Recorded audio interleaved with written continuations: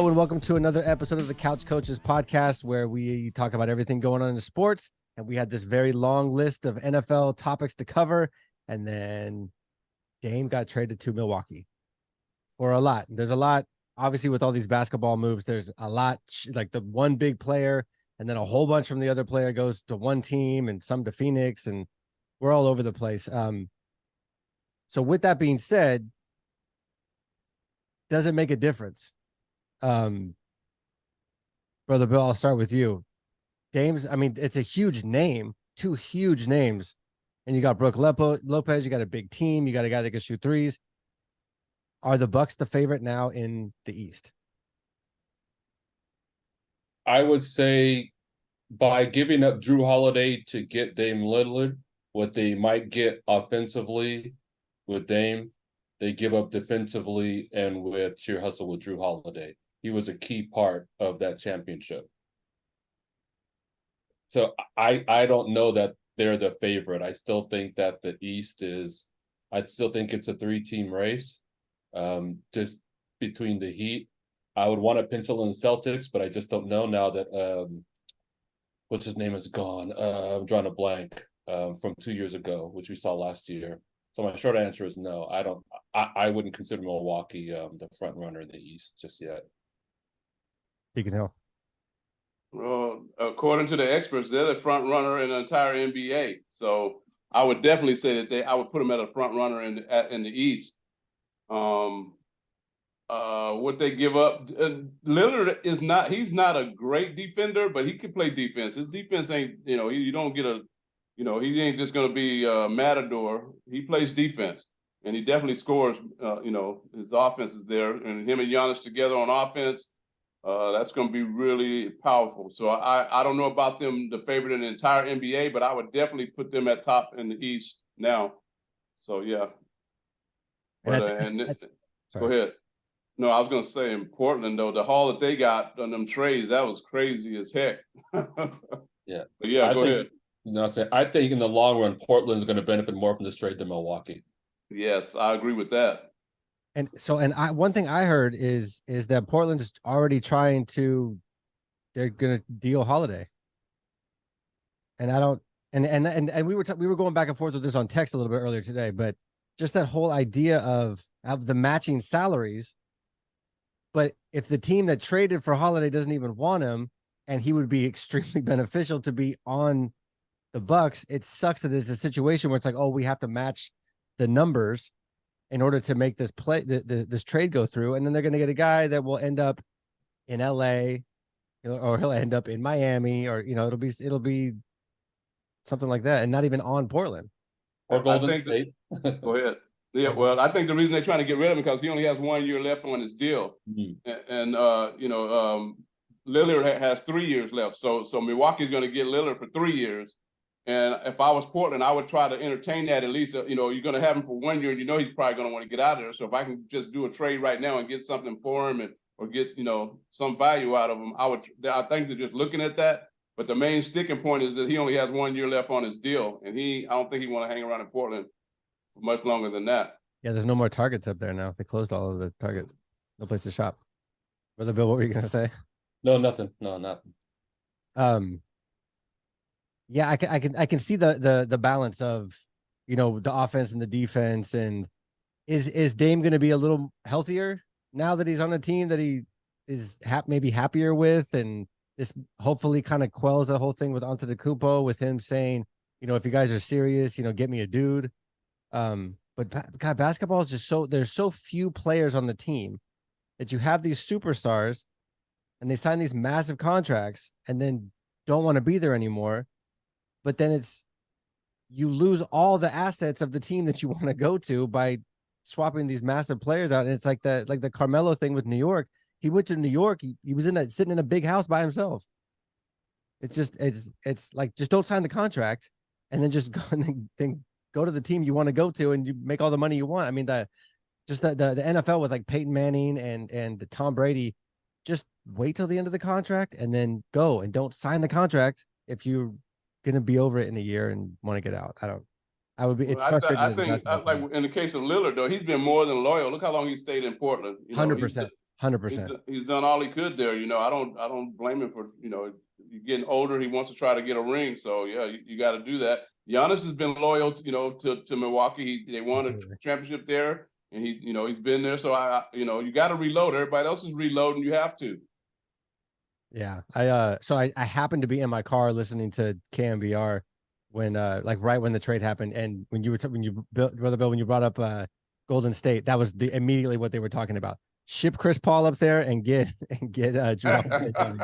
Like immediately. Oh, hey, there's a big trade. Well, you know what we have? Whoop. I'll take that. I know you will. That would be amazing. For 1 year, who cares? We got Chris Paul. Chris Paul's 1 year. We got 100-year-old players. We're bringing in Dwight Howard No, we brought him in to discuss. Yeah. I was gonna say, yeah. When I heard that, I was like, please stop.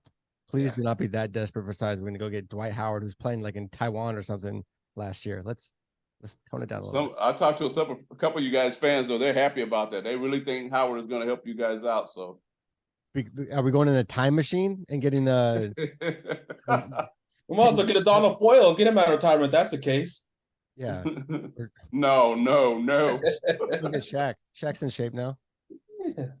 JB Carroll. I mean, come on. All right. So moving into football. So I kind of had this realization after Sunday's game, and I said something last week, and this is the one situation where it's like, how much worse could it get? And we watched the Jets with their terrible BYU overdrafted quarterback that they should have gotten rid of last year. He's horrific. The team's fighting each other on the sideline. Like the whole, it's chaos. There's no way they're going to go get Cousins, because there's no way Rodgers is going to let some other quarterback come in and play well with the team that he was supposed to play well with. I think if there's going to be any opportunity where it's like, we might as well just do it, I do think the Jets should just go sign Cap. We should just we should just get it over with. It's like he wrote a letter, and it's amazing with all the stuff that he said before about NFL, that he's writing the type of letter that he wrote. But it's like, could the Jets be any worse? They're horrific. Before you finish that, can you recap what you said last week? I said, can we please stop talking about Cap? He's old. He hasn't played in forever. He's just this is dumb. Every time somebody gets hurt, yeah. And I was like, and then I thought, and then I saw the Jets, and it was like, who get Joe Montana out of retirement? Who cares? Like, the Jets are horrific. They need that whole lot. When them fighting on the sidelines, them like holding back wide receivers and holding back running backs from coaches and stuff, like that is we're in game 3. Like, we haven't done anything yet, and they're already gone. Did you hear Joe Montana? Did you hear Joe Namath talk about him? Yeah, but Joe Namath is, he's the guy. I heard he blasted him, but I don't know what he said. How bad was it? He just said he sucks, and he shouldn't. No, he wants to clean house. He's talking about fire. Coaching staff, GM, and right, yeah, okay, that's what I think. Yeah, Joe Namath was also the guy, like, halftime a few years ago, was drunk and trying to get the announcer to give him a kiss. So it would take what Joe Namath says with the grain of salt. Right. I heard that the Jets were considering bringing in Simeon. They signed him. Oh, they did sign him. Mm-hmm. Wow. So they have 3 crappy quarterbacks now. You could have 4. Cap could be a crappy quarterback. Crap. Why not? Joe. Just for something. Just for something.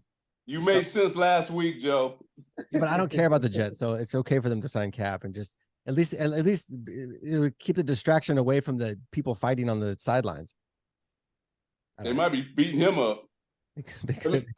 I feel for the players because, and I watch, First Take, ESPN First Take in the morning, Stephen A. and Smith, and then I watch NFL Live, and it's almost as if the public knows, the players know that Zach Wilson just isn't good, and no matter what Robert Saleh tried to say after last week's loss, they know they're just gonna stick with him. It's like, how many weeks do you continue to lose when you have a good team? You have a good running game. You have a really good defense. So at what point do you say you got to move on from the quarterback? Well, I mean, especially with what happened bring last someone year. else in and to see what the rest of the season looks like. But what The happened Eagles. last year, he was driving the team crazy in the middle of the year. They bring in Mike White to play, and the team rallies around Mike White, and they're loving Mike Right. White. Like everything you needed to know about the team and camaraderie and all that stuff was last year. And for whatever reason, which is why the Jets are the Jets, he's still on the team this year, and they're doing the same thing game 3 this year that they were doing last year. They're a ridiculous organization. But I like what hope. Rex Ryan said. He said you got to, like you said, they're supposed to be a good defense. You got to hang your hat on what you're good at. So now that defense got to step up. They got a good running game. You got to hang your hat on your running game. You know your quarterback ain't that good. You guys think you can't just bring in somebody from off the street and you think they're gonna do better than this guy right here that's been with them. At least he's been in that system. You got to hang your hat on. This season is probably a loss anyway. They ain't gonna make, they had Super Bowl aspirations. So just hang your hat on what you got and go with it. And make your defense, make those guys, they got to start playing some ball. Defense got to play, running game got to play. And their OC, at least their OC last year was one of these like Shanahan disciple guys, because everywhere, every other place in the league that has some sort of a Shanahan offense is crushing it. Every single team except for Wilson and the Jets. And now they don't even have that. They fired him and brought in Nathaniel Hackett, who I guess up until this first few weeks looked like a complete clown as a coach, but then now Payton is essentially kind of doing the same thing. So I guess Nathaniel Hackett's stock went up a little bit, but Wilson's terrible. He doesn't play well in a Niners style offense, which every quarterback, like no quarterback, they may not be great, but they don't look horrific. He's terrible. And they still kept him. I looked at the Jets' rest of the schedule. The only possibly winnable games I see. So they have the Chiefs coming up Sunday. Awesome. My question is, how many points are the Chiefs going to score? 1,000. Is Taylor Swift going to be at the game? Right. And then they play the Broncos. Oh, that could be winnable. At Denver, and then they got the Eagles, the Giants, the Chargers, the Bills, Dolphins, Falcons, Texans, Dolphins again, Commanders, Browns, and Patriots. Oh, and then they have the Raiders on November the 12th. That's a loss. I mean, for the Raiders. I can't see any game. Maybe the Broncos and the Giants if the Jets play lights out. And I mean, that's it. I mean, I don't know about the Falcons, too early to tell. I mean, they're 2-1 now, but we'll see. Like I said, week 8, you're going to start to separate the pretenders from the contenders. From then on. Yeah. But we get into November. Absolutely, you're going to see them. All right. So there's one game this weekend that I'm very excited about because the teams are so evenly matched. I can't wait to see who wins. And we have ties at our church because the pastor's from Chicago and a reverend who was with us is from Denver. Who wins Chicago versus Denver? Stop. They should black out that game and put the Heidi game and put Heidi in like they did with the at the Raiders playoff game. Don't even broadcast that game. I mean, even with the nonsense that the Bears have going on, just in the building and everything, even they weren't as bad on the side. Even they weren't doing what the Jets were doing on the sidelines. And there have coaches doing stuff that's not illegal, but it's not appropriate for the workplace, that they have to quit, and they have a quarterback that they have a defense that's, I mean, they're a mess. They're both a mess, giving up 70 points. I think where's that game being played? Chicago. Oh, yeah, definitely. I was going to go with Chicago anyway, but I'm definitely going to go with it. It's hard to bounce back from getting 70 points scored on you. Yeah, I don't think you're going to bounce back from that one, not in 1 week. So, yeah, I think Denver has way more issues than Chicago, and especially in the game is being played in Chicago. So I would definitely think that Chicago should pull that game out. Okay, so you're going Chicago for the Bill.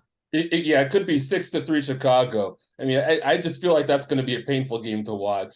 Hopefully it's not nationally televised. To be honest, I'm looking at the games for week 4, and I think the one that is more evenly matched is Baltimore at Cleveland. Oh, the game's going to be like 3-2. That's a head knocker. Oh, man. Those are some tough defenses. That Cleveland defense looks so tough. They look good against who they play last week. No, I'm confusing Cincinnati with they beat the Rams. They look great against Cincinnati. Yeah, I can't remember who Cleveland. Yeah, Cleveland. I'm sold on Cleveland's defense, not sold on their quarterback. Well, and then their running back is and their running hurt back. too, so Yeah, that's not. Is Sean Payton overrated? Yes. Well, That was quick. yeah. I guess it's too quick for me to say yes. I almost like I think he's getting a lot of the. He got the job because of what he did at New Orleans, then winning a Super Bowl in 2008, right? But if it wasn't for Drew Brees and it wasn't for the fact that they had a really good defense, I don't know if they get past Minnesota. So I think you answer your question in a way. I think he's been elevated at a level with the sample size and the number of times they have deep playoff runs just that 1 year. And I think only one other time they got to the NFC Championship but lost to the Rams. Yeah, they should have won that, but you could argue that they should have won that game. Yeah, that most insane blown call. PI was the craziest non-call I've ever seen. Yeah. So I won't say that he's overrated.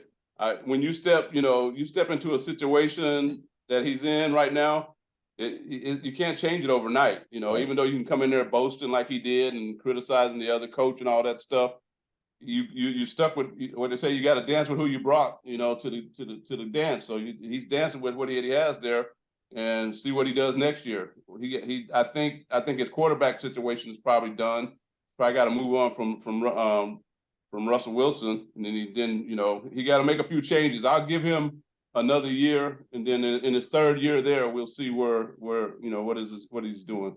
But the problem is Russ's contract doesn't really even kick in until next year, when he's making like $60 million a year. That's the problem. Is they're either benching a 60, 65, $70 million quarterback, or they're cutting one and having an even bigger they just completely pooped the bed as far as signing Russ real early. And I feel like the Payton thing, I feel like it's something where it's something that comes up a lot on Sundays in churches, is just that whole idea of just waiting and just being patient.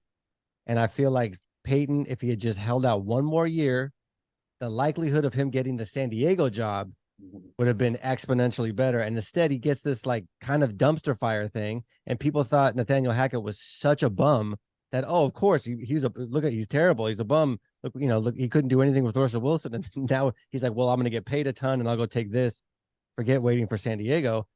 And now he's got the same dumpster fire. And now San Diego is being very San Diego, where you're still screaming at the TV because the head coach is doing dumb things like going for it on fourth, when you're 20, when you have like 3 minutes left in the game, like an idiot. And he handed the great job to somebody else because he was being impatient and wouldn't just chill out, make $20 million a year on TV. And just, because that's the thing with TV. Gruden had like this aura of just like, he turned into this amazing coach when he was on TV, and he's like, he had a good run. He obviously won the Super Bowl, but he also got to play his team. He also got to use Tony Dungy's team and then play his team that used the same offense so he was good, but like he was elevated to like this coaching guy. Like he's like Madden or something. Like he's like this guy. And I feel like Payton could have elevated himself and then gotten that Chargers job, but instead he's impatient and has a caca job and is doing a caca job.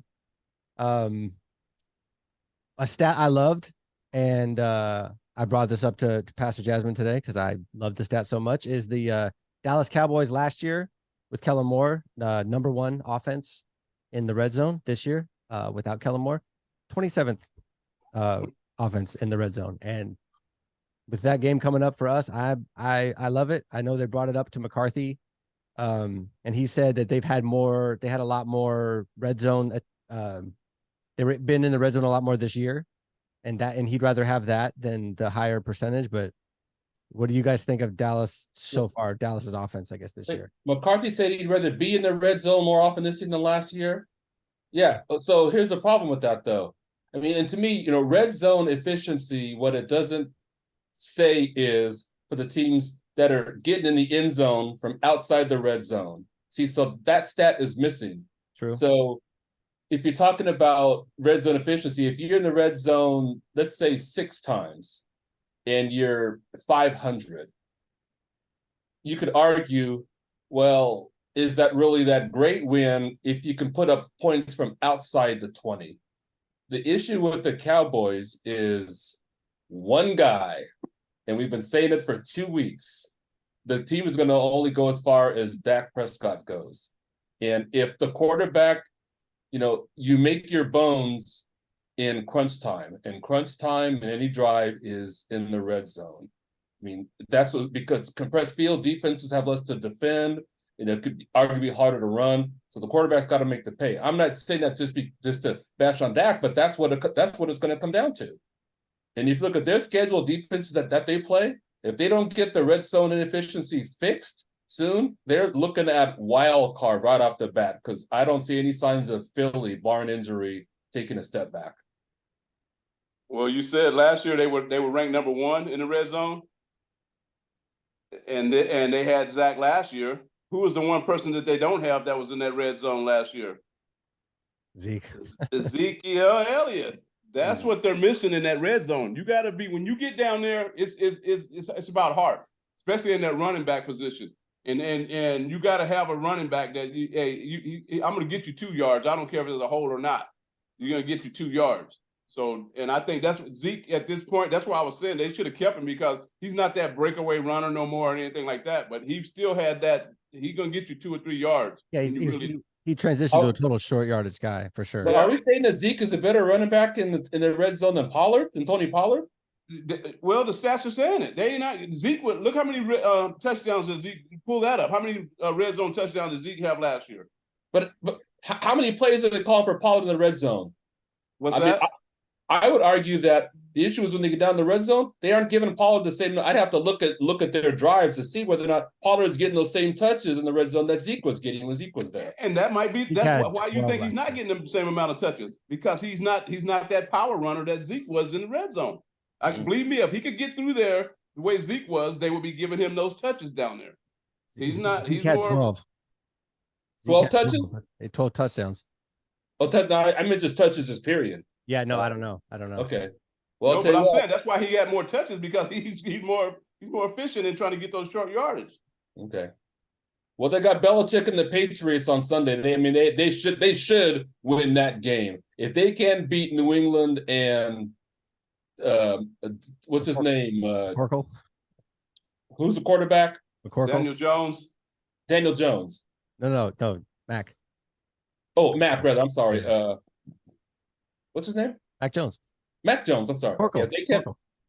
Yeah. What's his name? Mac. Mac. It's short for McCorkle. Oh, I didn't know that. Wow. It's a heck of a name. Mac Jones, then heck of a name. They got issues. Mr. Jones will not be happy. No, not at all. All right, let's talk our teams. Deacon Hill, since you guys lost again, I'll defer to you first. Give me your thoughts on your team and your quarterback. Oh, real quick. I couldn't wait for the season to start so we could see like how quarterbacks are. And Derek Carr is still Derek Carr, and Jimmy Garoppolo is still Jimmy Garoppolo in a different system, and that's frustrating. I wanted them to either be much better or much worse, and they're just like the same dude. It's unfortunate they both got hurt, because in the case of the Saints, even with they were way up. Jameis Winston, they didn't score at all. And the question, I think, was some New Orleans fans and who were begging for Winston to keep a starting job, last year. They host Tampa Bay Sunday, divisional rival. If Winston is starting, he plays the whole way through, I can't see Tampa Bay, who's a quarterback used to be with Cleveland. I would be surprised if the Bucs pull that game out at the Dome, because Saints have a good defense and they can run the ball. So and they have, to me, Chris Olave is burning it up. He is burning it up in the league. That's a bad dude. Back to my Raiders, okay? I'm sorry. You were just venting. I don't know where that came from, though. but no, seriously, I agree with you, Joe, about Garoppolo and Carr. They are the same quarterback. Carr Carr, I've been watching Carr for years. He's the same guy, and I think he's probably going to come back worse after getting this injury in the pocket because he's really going to be really gun shy now, trying to stay in that pocket, trying to deliver the ball. But my Raiders, I mean, I don't know with those guys. I'm not happy about those Raiders. I was very optimistic when the season started. I'm not very optimistic right now. I don't see, Josh McDaniels. I try to give him the benefit of the doubt, and it's his second year, and he got his fingerprint on that team now. He got a lot of people on that roster that he wanted on that roster, and I don't see the improvement that I wanted to see. I look at him a lot on the sideline. He's very stoic. He tries to be like, where'd he come from? Yeah. Yeah. But he don't have that. He don't have the. You haven't earned that cachet to be stoic on the sideline.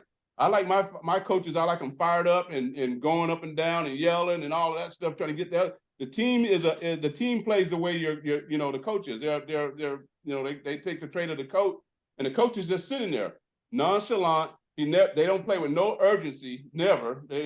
I'd rather see them try to run the 2-minute drill the whole doggone game. At least we get the ball, get some action going. But they sit there and they just I don't know what mode they're in. But I'm not happy about my Raiders. But I will say that, it's a long season. It's a marathon, not a sprint. And I hope that they turn it around. But I will also say this, it's going to be a tall task in San Diego. I don't know about it's not looking good for my Raiders. I'll leave it at that. I think they looked good against Denver, but then Denver turns out to not be great. My biggest concern with the Raiders would be Devontae Adams talking about, we can't be doing this. I'm not going to be here for trying to figure stuff out. We're not doing it. And to me, when you have a dude that's like that's that level, he has probably the most clout in the locker room. And if he's saying that, what's that going to do to the rest of the locker room?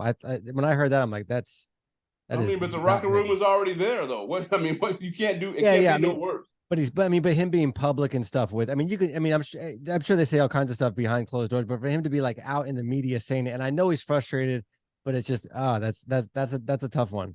Maybe he's been biting his tongue this whole time, and he hasn't, and now he's saying, well, maybe if I say this, it might fire some other guys up or something because I've been silent and look what's happening. Let me speak. And I don't, like you said, he don't have, everybody's clock is on, running. So he ain't got all that many more years to be the dominant receiver. So I don't blame him. If you can't get it done, I got to go. Yeah. Brother Bill, thoughts on the Raiders? I'm just looking at the rest of the schedule. Chargers, Packers, Patriots, Bears, Lions, Giants, Jets, Dolphins, Chiefs. It's not Colts, terrible. Broncos. It's not a terrible schedule. I mean, the thing that's bad is you're in the division with Kansas City, so you're not going to win the division. But can you win enough games to get a wild card? Or yeah, but looking at that schedule, I was looking at the schedule too. It doesn't even matter if they played Pittsburgh; they couldn't beat Pittsburgh. Right, exactly. I was trying to find some wins. Schedule means nothing. Like I said, the schedule means nothing because you got to play your own game. I'll get the schedule. You have to play. Yeah, I'm surprised. I thought, but then again, is this just another case of us elevating a New England coach, and not one coach has been successful outside of New England? So it's it just kind of fits. I don't know. On a good note, the Niners are awesome. Deacon Hill, you want to say anything positive about the Niners so we can clip it and post it? I was telling Bill that I need to talk to Deacon Johnson and see about getting the church renovated, the doors, so we can get the heads of the 49er fans to fit inside the building. I mean, they just coming in there now and bumping and ducking and all this stuff. So, but I think you guys, again, this is a marathon, not a sprint. You guys are doing well. Just we'll see. I feel like we use McCaffrey way too much. He's fantastic, but it's can we save this for December and January, please, when we're really going to need it? Because he gets the ball a lot. I understand why he gets the ball early because I just believe he's the engine that makes that offense go. And if you can get out to a good start, then you start spelling him. The defense done with doing, if you aren't turning the ball over. I mean, I'm looking at Arizona. That guy Joshua Dobbs, I don't know where he came from. He's no joke. Is he like Kentucky or something? He's no. So I that 14 points that the Cardinals are getting, I would take that bet. Yeah, I would too. Hey, did you see his whole jersey thing? No. So he went into the Arizona Cardinals store. They don't have a jersey for him. They don't have his jersey up on the wall for him to buy, which kind of makes it, he's the backup. He's new, whatever. So, but he went to go make a custom jersey for the like friend or family or something like that. And he wasn't even listed on the roster for him to make his own jersey in the Arizona store. Wow. Again, it's the Cardinals. It makes sense that a team like the Cardinals would I would bet do he that. has one now. Oh, I think we're going to learn about whether or not the Niners are legit in the NFC on Sunday, because looking at the rest of the schedule, the teams are going to be tougher week by week. It's the stiffer competition. More teams are going to have more film on Purdy. If his play doesn't go down, I mean, he starts making mistakes, bad throws, whatever, I expect the Niners to be in every game they play against any opponent. Yeah. I mean, just our style of offense keeps us in it. Just because we run the ball and drain the clock, and right. I mean, we're gritty. But I do look at Miami and I go, how did we let that coach get away? Because they're like everything we aren't. They don't run the ball. They don't run the ball great, but they have this amazing passing game. And it's like, well, we don't have an amazing passing game, even though we have all these weapons. I watch them I get a little jealous of the. Well, that 70 against Denver, I think, was an outlier. They're a good team, yes. Hope so. But a pass-heavy team generally doesn't win the championship. You need a championship defense, and need to be able to run the ball. Fangio. What's that? They got Vic Fangio. I mean, that's that. Yeah, as I'm saying, I think it's going to be. I mean, we'll see each week. How if they're consistent, right? Tua stays healthy. I mean, we're going to find out. We're going to find out how good they are. Like I said, the 70 that's just shocked everybody. It's wild. So now let's see what happens. I haven't really paid attention to their defense. I haven't really, exactly. The offense is so off the chart that you don't even really notice the defense. I really have to. And that's like Kansas City. Kansas City has a great defense. You never hear about it because everybody's talking about Mahomes and Kelsey and Andy Reid, and it's I think it's a good thing. To the Niners. The Niners are more solid. They, the offense and defense. And Philadelphia, Philadelphia hasn't hit their stride on offense yet, but their defense is legit. So I think the one thing that will save us against a team like Philadelphia, because their roster is better than it was last year, which is terrifying, is Shane Steichen is an absolute stud of a coach, and he's doing his absolute stud stuff in Indianapolis now and not for Philadelphia. And I think we'll be able to take advantage of that, because that dude can scheme an offense like nobody's business. It's so impressive what he's doing in Indianapolis. Real quick before we get out of here, you got USC or Colorado this weekend? USC by 2 touchdowns. Which is not bad, because USC is a top, like a top 5 team. How many touchdowns you say? I said 2. 2? Yeah, I'd go with that. I expect Colorado to play better, but Colorado just says. I mean, we talked about it last week. They just don't. They don't. It's not a good matchup for Colorado in the trenches. Well, especially offensive line. Yeah. I think. I can't wait to see how they respond to just getting. I mean, just absolutely annihilated last week with the whole. I'm sure they're not going to be wiping their feet on the USC. Oh no, it's in Colorado. Never mind. But they're not going to. That whole thing where they're out. I'm watching it before the game starts. I'm on Twitter, and all the players are wiping their feet on the O in the middle of it. I'm like, oh, that's wild. Like I like the Richard Sherman style of trash talking, where you don't say anything and then you win and then you run your mouth for like 2 weeks afterwards. I that's better to me. The talking before, it's football. I mean, like Deacon Hill, you say it all the time. That's why you play the game. That's why every team's got a chance. Why in the world you would give anybody bulletin board material in their own stadium when they're a higher ranked team? To me, that's the only thing I've seen from Dion that I go, what's he doing? He should have gotten all of them off the field going, you guys need to knock that off right now. Did you see the Colorado mascot before the game? What he did No. Yeah, with the pinata thing or something. Yeah. with the clock? It had a big That's what it old was. clock and it had prime time. It had prime on the side, and it was a clock, and he's beating it. Dude, he beat the prime time clock, and then his head fell off, and he ran out. This is the Oregon mascot or the Colorado mascot? The Oregon mascot. They had Oh. a clock, a big old clock, like it had on. It was a clock for prime, and it had prime on the side of it. Prime time. Wow. Right. And he beat it and broke it all up and everything. It's like both of them were going back and forth. But yeah, you don't step on the mascot. I mean, on the logo out in the middle of the field. And, at least before the game. Do it after the game. Yeah. This was before the game also, that primetime thing. Oh, yeah. Yeah, but I'm saying, yeah, you leave that to your mascots and then the cheerleaders and all that stuff. The Right. players, you go play the game. Yeah, it'll be interesting to see if they get, because Colorado's been the number 1 game every single week. And I know I'm going to be 9 o'clock right there watching that game just because I want to see I've never seen anything like it in college.